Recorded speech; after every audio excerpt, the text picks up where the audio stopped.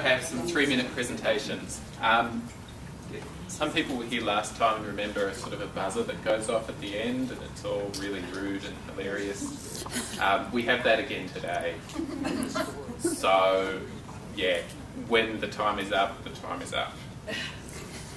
And I say that because today we have Brian Jolly presenting first. Up you get. And sitting there, not really. Don't you start that clock until I stand up. And you can tell me exactly when to start, but once you start sort of speaking your, I will push the button. And we'll call security. Okay, so yeah, that's the way it worked. It was nice and light-hearted and whatever last time. So we have, how many? 5? About 5. Yeah, about 5 today. So we should go close to finishing at 11:30 if we keep the pace going. So when you've finished your presentation, click onto the next slide. The next person's name will be there so you can intro them. Great. So I will hand over to you, Brian, now. Okay. And as soon as you start something that sounds kind of presentation-y, since you've got a presentation tone. So, I'm sorry, you'll have to move to the front because the way I structured this was to think about a guy who wrote his last lecture. He was dying from cancer and he came and then he just put his sort of life history on one slide to start with. And I thought, well, it's on the web, Pausch, his name is P-A-U-S-H, fantastic lecture if you get a chance to look at it. So what I do, I thought I'd go through my life as out of my publications. And those are all my roles that I've had at the top. The first two are a couple of books that I've edited, and the reason I put those up was because I did those sort of mid-career. I felt young, but I was like actually old, which is me. But the reason I put those up was because actually it was a lot easier to get those books done than I thought it was before I ever wrote the book. I mean, one of the books had a lot of stuff from me in it. The other book was just an edited volume with bits of stuff from me. But if you have a good idea and you've got an idea for a book, it's not that difficult to get one done.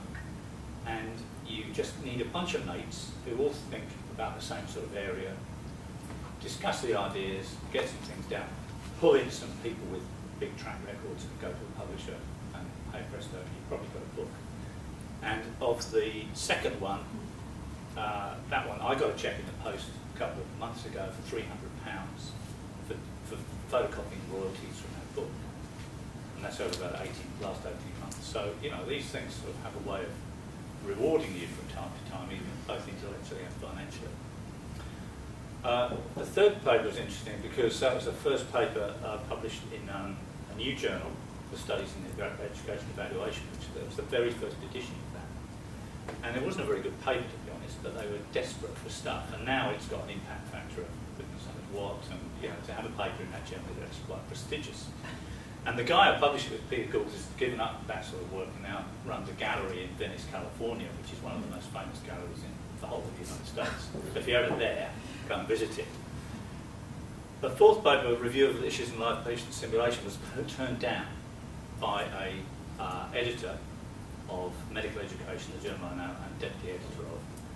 And one of the critiques I got back was, is this person writing this a doctor? That was the actual one of the reasons for not publishing it, because I wasn't a doctor, and it got rejected. But I think the motto, the moral for that one is to keep going on ideas, and eventually you will find a niche for it, and it did get published, and it's not too bad. Have I been going 3 minutes? I'll jump to the last one, Making Sense of Work-Based Assessment.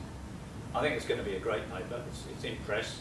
It's about reformatting work-based learning and work-based assessment, in particular for clinicians. And it's the most exciting thing I think I've ever contributed to. Thank you very much.